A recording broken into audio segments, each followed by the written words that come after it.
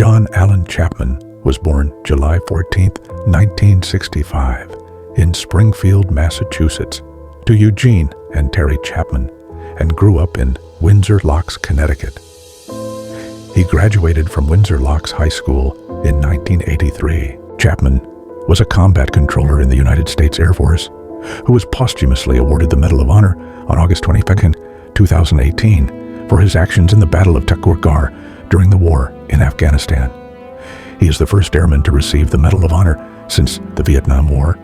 He was inducted into the Hall of Heroes on August 23, 2018, and posthumously promoted to Master Sergeant on the following day. Chapman enlisted in the United States Air Force on September 27, 1985, and was trained as an information systems operator. His first assignment was with the 1987th Information System Squadron at Lowry Air Force Base, Colorado, from February 1986 to June 1989. Chapman's actions in the Battle of Takur Ghar were recorded from multiple angles from circling aircraft and are reported to be the first Medal of Honor actions ever recorded on video. Neil Christopher Roberts joined the United States Navy after graduation from high school, where he excelled in football and wrestling. He became a Navy SEAL in 1992. In March 2002, Roberts participated in the opening phase of Operation Anaconda, the U.S.-led offensive in the high mountains of eastern Afghanistan to surround and destroy a large group of al-Qaeda fighters. Roberts was poised to exit the ramp of a MH-47 Chinook helicopter on a nighttime insertion when the aircraft was hit by rocket-propelled grenades and machine gun fire, cutting hydraulic and oil lines. He slipped on some oil as the helicopter took off and was thrown from the helicopter, dropping about 5 to 10 feet to the snowy ground below. Roberts was armed with an M249 saw, pistol, and several hand grenades. Roberts survived at least 30 minutes before he was shot and killed at close range. Roberts was the first Navy SEAL to die in Afghanistan and the first to die in combat since 1989. On March 4, 2002, Chapman and members of the United States Navy SEALs took part in Operation Anaconda. A Boeing CH-47 Chinook came under enemy fire, causing Navy SEAL Neil C. Roberts to fall. The helicopter landed 4.5 miles away from where Roberts was killed. Once on the ground, Chapman provided directions to another helicopter to pick them up. He and the team volunteered to rescue Roberts from the enemy stronghold. Upon returning to recover Roberts, the team came under fire from 3 directions.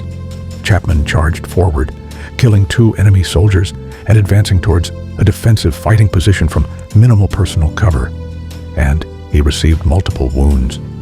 His engagement and destruction of the first enemy bunker and advancement to the second enabled his team to move to cover and break enemy contact. He is credited with saving the lives of the entire rescue team. Once the first bunker was clear, Chapman remained inside, while his SEAL teammates took up fighting positions on a rock outcrop outside and engaged the second bunker. During the exchange of fire, one of the SEALs was struck by shrapnel from an RPG-7. Due to heavy fire coming from multiple directions, the SEALs retreated, led by the commander of the operation, Britt K. Slabinski, from the outcrop and moved down the mountain, leaving Chapman in the bunker. Chapman's team leader, desperate for relief from enemy gunfire calls and uncontrolled fire from an orbiting AC-130 gunship. His fellow SEALs and team leader, unaware Chapman is still alive, calls in the airstrike. These images seen here show 105mm howitzer shells exploding around Chapman's position in Bunker 1. At approximately 5:20 in the morning, Chapman awakes from being incapacitated and begins to engage the enemy fighters in an effort to save his remaining team members. At this time, Chapman has been shot twice and is mortally wounded. Despite being in the process of dying, Chapman continued fighting against 24 enemy combatants. During this time, Chapman makes a series of radio calls, many of which are heard by a fellow combat controller and team member, as well as Delta Force operators. Chapman never responds to the combat controller's replies. It is unknown if it was due to damaged equipment or Chapman himself.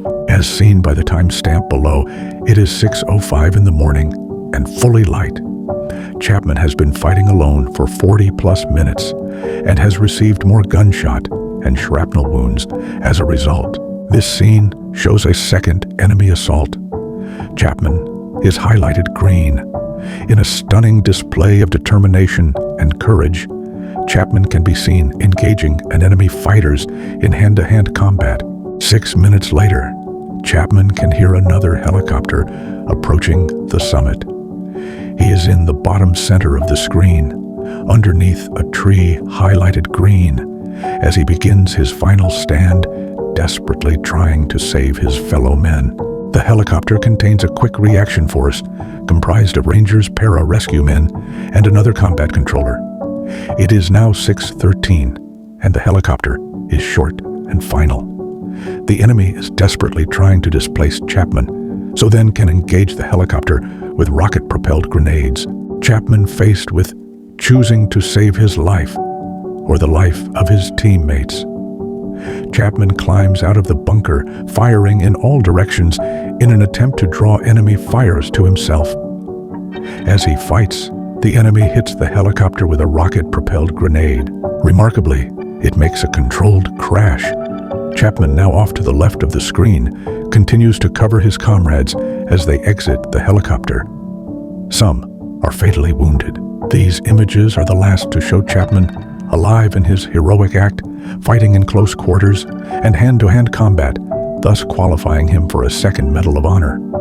Ultimately, Chapman would expend all but the last few rounds of his ammunition until finally, after 16 bullet and shrapnel wounds, Chapman succumbed to his injuries after being shot through the heart.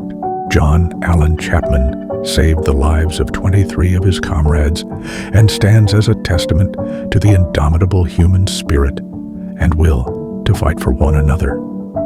God bless John Chapman.